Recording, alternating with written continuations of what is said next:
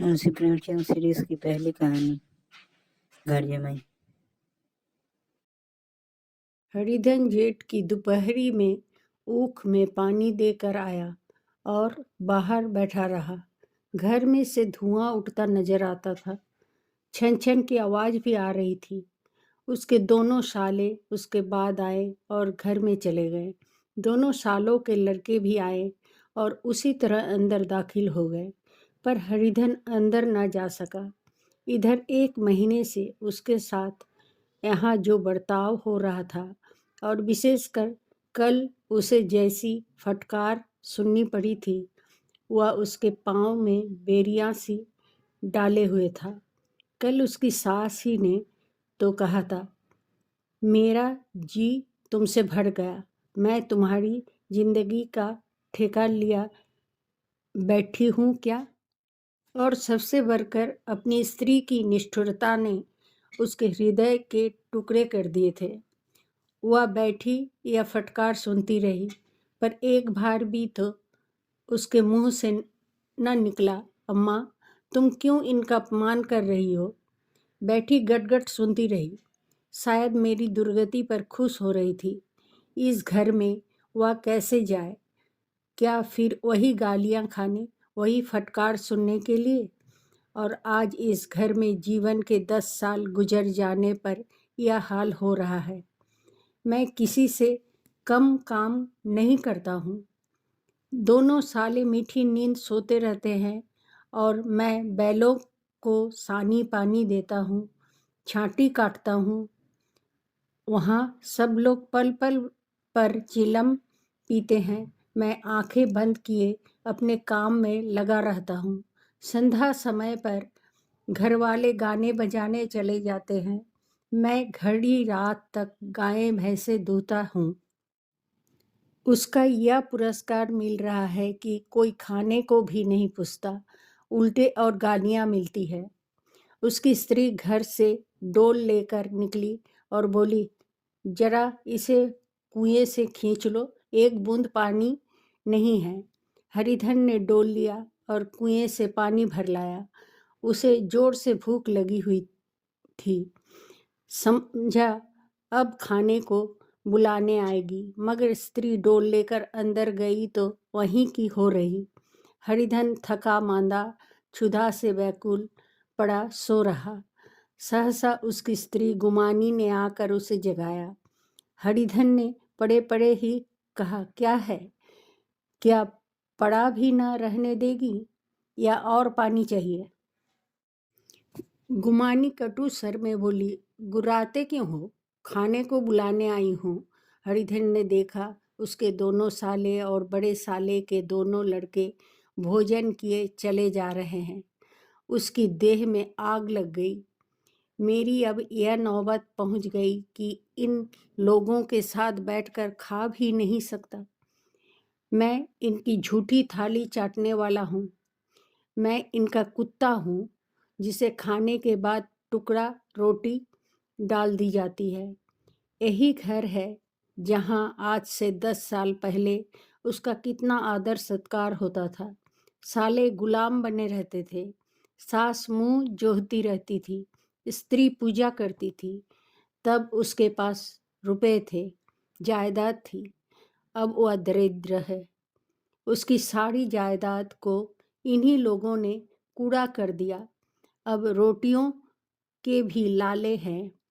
उसके जी में एक ज्वाला सी उठी कि इसी वक्त अंदर जाकर सास को और साली को भिगो भिगो को लगाए, पर जब्त करके रह गया। पड़े पड़े बोला, मुझे भूख नहीं है, आज ना खाऊंगा। गुमानी ने कहा, न खाओगे मेरी बला से? हाँ नहीं तो खाओगे, तुम्हारे ही पेट में जाएगा, कुछ मेरे पेट में थोड़े ही जाएगा। हरिधन का क्रोध आंसू बन गया। यह मेरी स्त्री है जिसके लिए मैंने अपना सर्वस्व मिट्टी में मिला दिया। मुझे उल्लू बनाकर यह सब मुझे अब निकाल देना चाहते हैं। वह अब कहाँ जाए, क्या करे? उसकी सास आकर बोली, चलकर खा क्यों नहीं लेते जी? रूठते किस पर हो? यहाँ तुम्हारे नखरे सहने का किसी में बूता नहीं है। जो देते हैं वह मत देना। और क्या करोगे? तुमसे बेटी ब्याही है, कुछ तुम्हारी जिंदगी का ठेका नहीं लिया है। हरिधन ने मर्माहत होकर कहा, हाँ अम्मा, मेरी भूल थी कि मैं यही समझ रहा था। अब मेरे पास क्या है कि तुम मेरी जिंदगी का ठेका लोगी? जब मेरे पास धन थी तब सब कुछ आता था। अब दरिद्र हूँ, तुम क्यों बात पूछोगी? बूढ़ी सास भी मुंह फुलाकर भीतर चली गई। बच्चों के लिए बाप एक फालतू सी चीज, एक विलास की वस्तु है, जैसे घोड़े के लिए चने या बाबुओं के लिए मोहन भोग। मोहन भोग उम्र भर ना मिले तो किसका नुकसान है, मगर एक दिन रोटी दाल के दर्शन ना हो तो फिर देखिए क्या हाल होता है। पिता के दर्शन कभी कभी शाम सवेरे हो जाते हैं। वह बच्चे को उछालता है, दुलारता है, कभी गोद में लेकर या उंगली पकड़कर सैर कराने ले जाता है, और बस यही उसके कर्तव्य की इति है। वह परदेश चला जाए, बच्चे को परवाह नहीं होती, लेकिन माँ तो बच्चे का सर्वस्व है। बालक एक मिनट के लिए भी उसका वियोग नहीं सह सकता। पिता कोई हो, उसे परवाह नहीं, केवल एक उछालने कुदाने वाला आदमी होना चाहिए। लेकिन माता तो अपनी होनी चाहिए, 16 आने अपनी, वही रूप, वही रंग, वही प्यार, वही सब कुछ। वह अगर नहीं है तो बालक के जीवन का स्रोत मानो सूख जाता है। फिर वह शिव का नंदी है, पर फूल या जल चढ़ाना लाजमी नहीं, अख्तियार है। हरिधन की माता का आज 10 साल हुए देहांत हो गया था। उस वक्त उसका विवाह हो चुका था। वह 16 साल का कुमार था, पर माँ के मरते ही उसे मालूम हुआ कि मैं कितना निस्सहाय हूँ। जैसे उस घर पर उसका अधिकार ही न रहा हो। बहनों के विवाह हो चुके थे, भाई कोई दूसरा न था। बेचारा अकेले घर में जाते भी डरता था। माँ के लिए रोता था, पर माँ की परछाई से डरता था। जिस कोठरी में उसने देह त्याग किया था, उधर आंखें तक ना उठाता। घर में एक बुआ थी, वह हरिधन को बहुत दुलार करती। हरिधन को अब दूध ज़्यादा मिलता, काम भी कम करना पड़ता। बुआ बार बार पूछती, बेटा कुछ खाओगे? बाप भी अब उसे ज़्यादा प्यार करते। उसके लिए अलग एक गाय मंगवा दी। कभी कभी उसे कुछ पैसे देते कि जैसे चाहे खर्च करे, पर इन मरहमों से वह घाव न पूरा होता था जिसने उसकी आत्मा को आहत कर दिया था। वह दुलार और प्यार बार बार माँ की याद दिलाता। माँ की घुड़कियों में जो मजा था, वह क्या इस दुलार में था? माँ से मांग कर, लड़कर, ठुनक कर, रूठ कर लेने में जो आनंद था, वह क्या भिक्षादान में था? पहले वह स्वस्थ था, मांग मांग कर खाता था, पर लड़कर खाता। अब वह बीमार था, अच्छे से अच्छे पदार्थ उसे दिए जाते थे, पर भूख न थी। साल भर तक वह इसी दशा में रहा, फिर दुनिया बदल गई। एक नई स्त्री, जिसे लोग उसकी माता कहते थे, उसके घर में आई और देखते देखते एक काली घटा की तरह उसके संकुचित भूमंडल पर छा गई। सारी हरियाली, सारे प्रकाश पर अंधकार का पर्दा पड़ गया। हरिधन ने इस नकली माँ से बात तक न की, कभी उसके पास ना गया।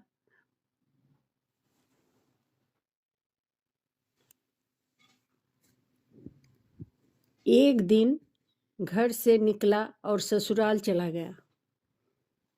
बाप ने बार बार बुलाया, पर उसके जीते जी वह फिर उस घर में ना गया।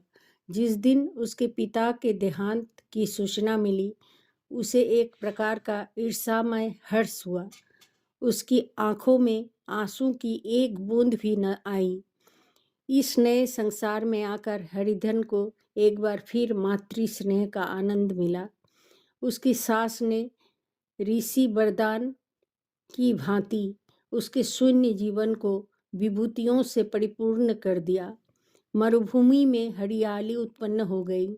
सालियों की चुहल में, सास के स्नेह में, सालों के बाग विलास में और स्त्री के प्रेम में उसके जीवन की सारी आकांक्षाएं पूरी हो गई।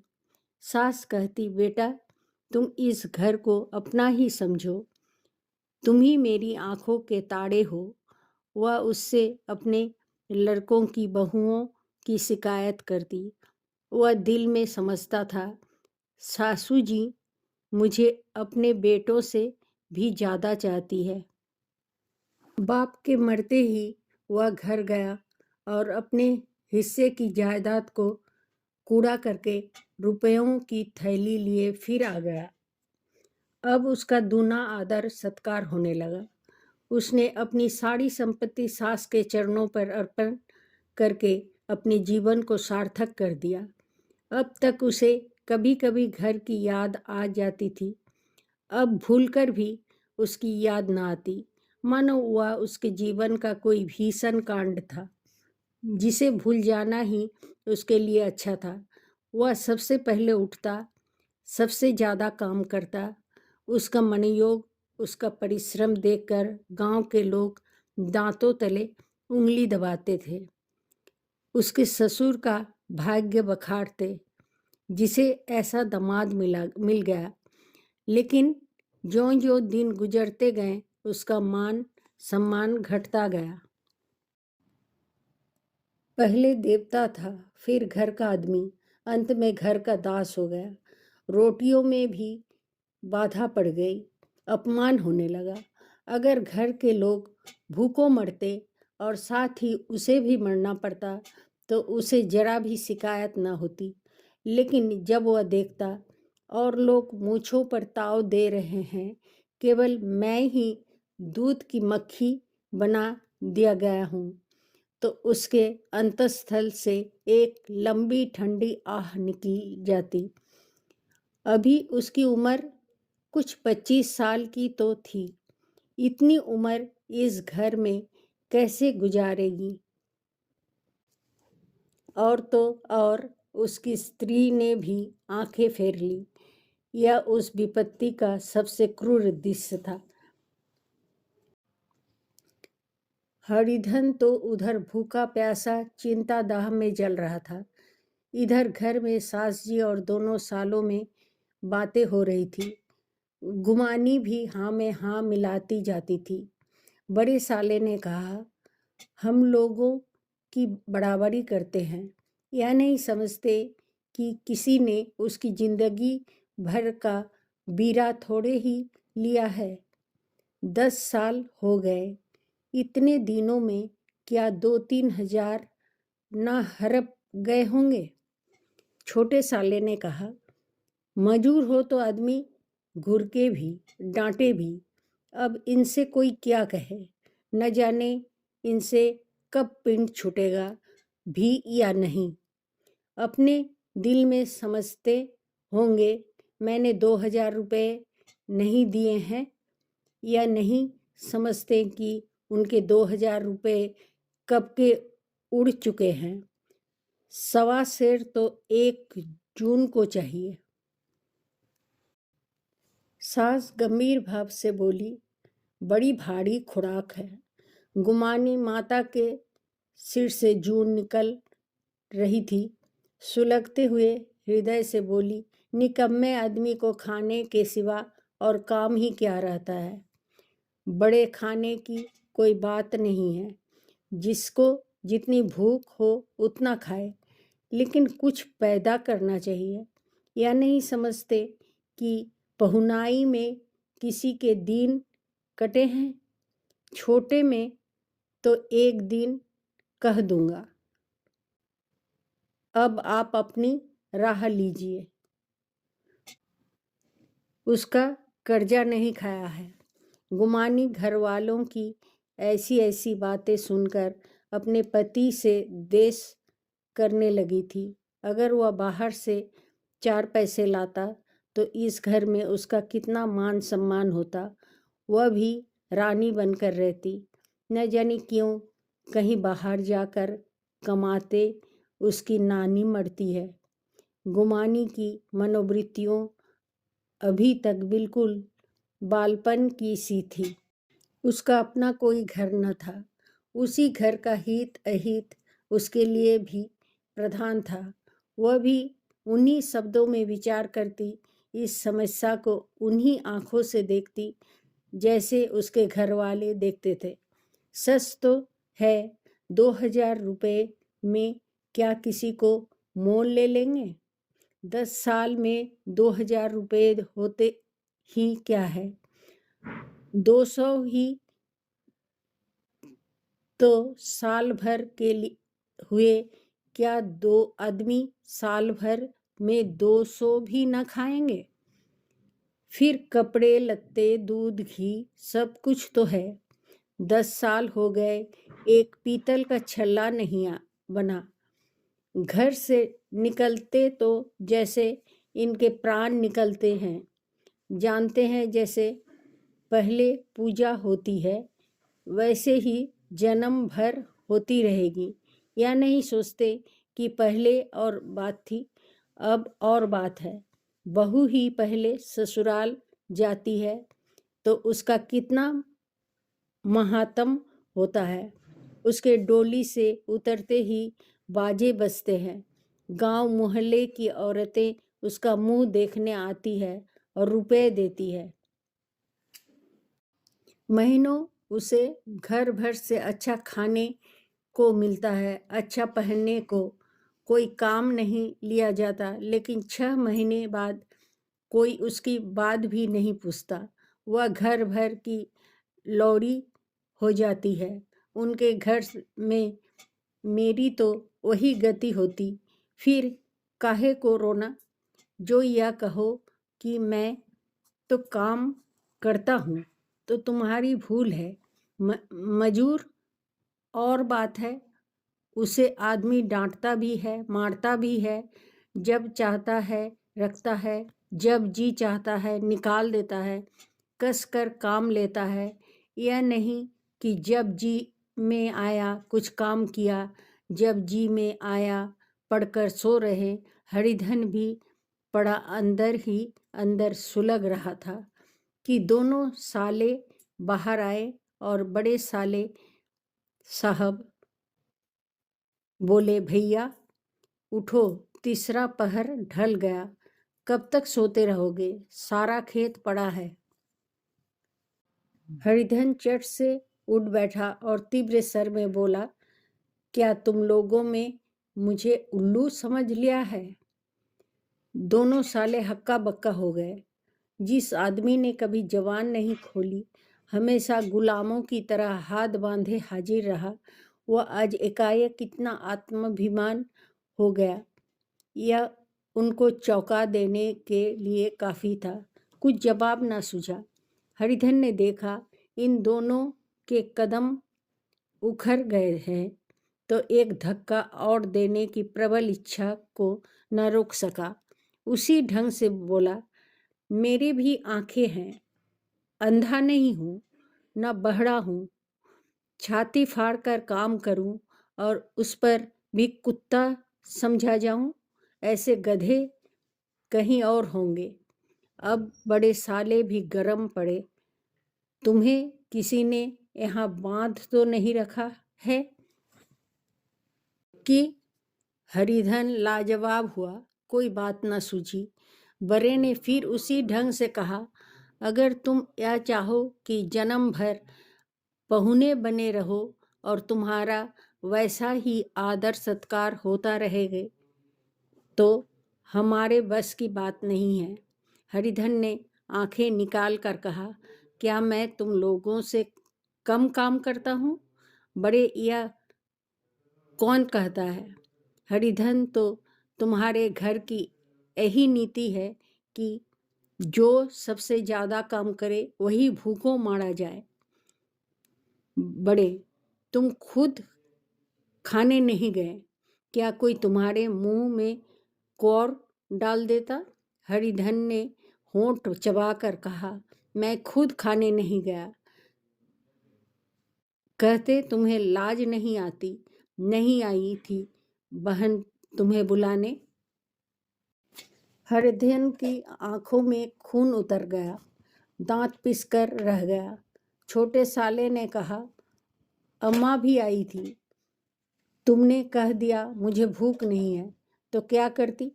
सास भीतर से लपकी चली आ रही थी। यह बात सुनकर बोली, कितना कहकर हार गई, कोई उठे न तो मैं क्या करूं? हरिधन ने 20 खून और आग से भरे हुए स्वर में कहा, मैं तुम्हारे लड़कों का झूठा खाने के लिए हूँ? मैं कुत्ता हूँ कि तुम लोग खाकर मेरे सामने रूखी रोटी का टुकड़ा फेंक दो? बुढ़िया ने ऐंठ कर कहा, तो क्या तुम लड़कों की बराबरी करोगे? हरिधन परास्त हो गया। बुढ़िया के एक ही वाक प्रहार ने उसका काम तमाम कर दिया। उसकी तनी हुई भवें ढीली पड़ गई, आंखों की आग बुझ गई, फरकते हुए नथने शांत हो गए। किसी आहत मनुष्य की भांति वह जमीन पर गिर पड़ा। क्या तुम मेरे लड़कों की बराबरी करोगे? यह वाक्य एक लंबे भाले की तरह उसके हृदय में चुभता चला जाता था। न हृदय का अंत था, न उसे भाले का। सारे घर ने खाया पर हरिधन ना उठा। सास ने मनाया, सालियों ने मनाया, ससुर ने मनाया, दोनों साले मनाकर हार गए। हरिधन ना उठा। वहाँ दार पर एक टाट पड़ा था, उसे उठाकर सबसे अलग कुएं पर ले गया और जगत पर बिछाकर पड़ा रहा। रात भीग चुकी थी। अनंत आकाश में उज्जवल तारे बालकों की भांति क्रीड़ा कर रहे थे। कोई नाचता था, कोई उछलता था, कोई हंसता था, कोई आंखें भींचकर फिर खोल देता था। रह रहकर कोई साहसी बालक सपाटा भरकर एक पल में उस विस्तृत क्षेत्र को पार कर लेता था और न जाने कहाँ छा जाता था। हरिधन को अपना बचपन याद आया, जब वह भी इसी तरह क्रीड़ा करता था। उसकी बाल स्मृतियों उन्हीं चमकीली तारों की भांति प्रज्वलित हो गई। वह अपना छोटा सा घर, वह आम का बाग जहाँ वह कोड़ियाँ चुना करता था, वह मैदान जहाँ कबड्डी खेला करता था, सब उसका याद आने लगे। फिर अपनी स्नेहमयी माता की सदैव मूर्ति उसके सामने खड़ी हो गई। उन आंखों में कितनी करुणा थी, कितनी दया थी। उसे ऐसा जान पड़ा मानो माता की आंखों में आंसू भरे उसे छाती से लगा लेने के लिए हाथ फैलाए उसकी ओर चली आ रही है। वह उस मधुर भावना में अपने को भूल गया। ऐसा जान पड़ा मानो माता ने उसे छाती से लगा लिया है और उसके सिर पर हाथ फेर रही है। वह रोने लगा, फुट फुट कर रोने लगा। उसी आत्म सम्मोहित दशा में उसके मुंह से यह शब्द निकले, अम्मा, तुमने मुझे इतना भुला दिया। देखो तुम्हारे प्यारे लाल की क्या दशा हो रही है। कोई उससे पानी को भी नहीं पूछता। क्या जहाँ तुम हो वहाँ मेरे लिए जगह नहीं है? सहसा गुमानी ने आकर पुकारा, क्या सो गए तुम? ऐसी भी क्या राक्षसी नींद? चलकर खा क्यों नहीं लेते? कब तक कोई तुम्हारे लिए बैठा रहे। हरिधन उस कल्पना जगत से क्रूर प्रत्यक्ष में आ गया। वही कुएं की जगत थी, वही फटा हुआ टाट और गुमानी सामने खड़ी कह रही थी, कब तक कोई तुम्हारे लिए बैठा रहे। हरिधन उठ बैठा और मानो तलवार म्यान से निकलकर बोला, भला तुम्हें मेरी सूध तो आई? मैंने कह तो दिया था मुझे भूख नहीं है। गुमानी, तो कितने दिन तक ना खाओगे? अब इस घर का पानी भी ना पीऊंगा। तुझे मेरे साथ चलना है या नहीं? दृढ़ संकल्प से भरे हुए इन शब्दों को सुनकर गुमानी सहम उठी। बोली, कहाँ जा रहे हो? हरिधन ने मानो नशे में कहा, तुझे इससे क्या मतलब? मेरे साथ चलेगी या नहीं? फिर पीछे से न कहना मुझसे कहा नहीं। गुमानी आपत्ति के भाव से बोली, तुम बताते क्यों नहीं कहाँ जा रहे हो? तू मेरे साथ चलेगी या नहीं? जब तक बता ना दोगे मैं ना जाऊंगी। तो मालूम हो गया तू नहीं जाना चाहती। मुझे इतना ही पूछना था, नहीं तो अब तक मैं आधी दूर निकल गया होता। यह कहकर उठा और अपने घर की ओर चला। गुमानी पुकारती रही, सुन लो, पर उसने फिरकर भी न देखा। 30 मील की मंजिल हरिधन ने 5 घंटों में तय की। जब वह अपने गांव की अमराइयों के सामने पहुंचा तो उसकी मातृ भावना उषा की सुनहरी गोद में खेल रही थी। उन वृक्षों को देखकर उसका विह्वल हृदय नाचने लगा।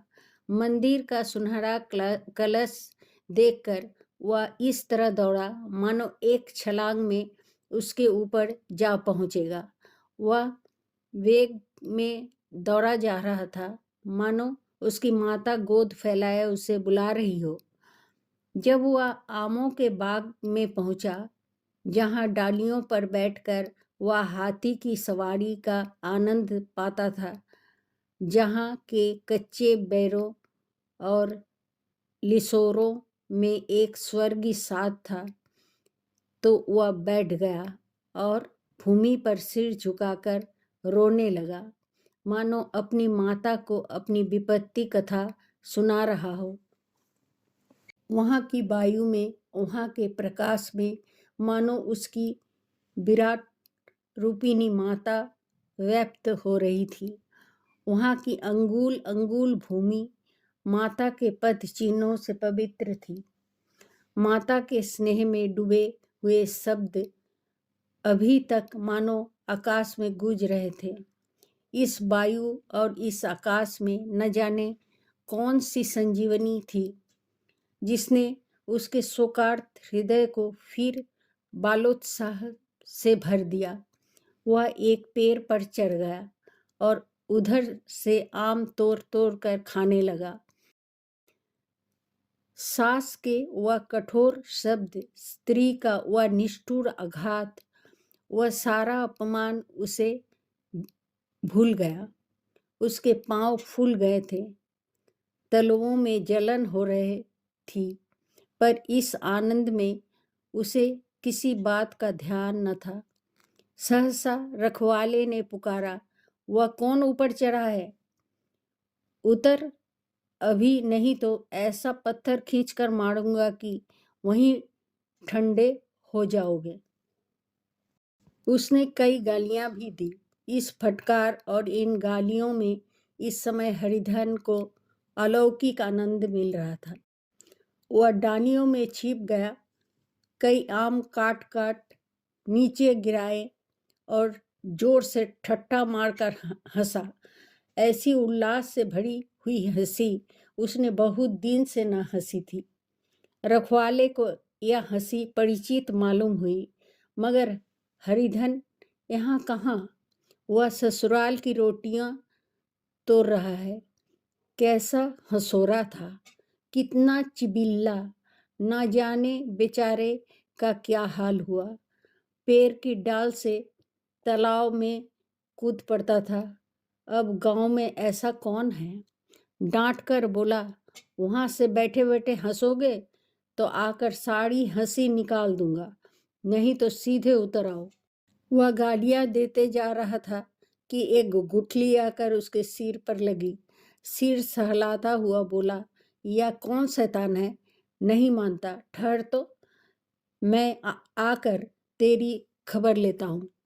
उसने अपनी लकड़ी नीचे रख दी और बंदरों की तरह चट चट ऊपर चढ़ गया। देखा तो हरिधन बैठा मुस्कुरा रहा है। चकित होकर बोला, अरे हरिधन, तुम यहाँ कब आए? इस पेड़ पर कब से बैठे हो? दोनों बचपन के सखा वहीं गले मिले। यहाँ कब आए? चलो घर चलो। भले आदमी, क्या वहाँ आम भी मैसर ना होते थे? हरिधन ने मुस्कुराकर कहा, मंगरू, इन आमों में जो स्वाद है वह और कहीं के आमों में नहीं है। गांव का क्या रंग ढंग है। मंगरू, सब चैनाचैन है भैया।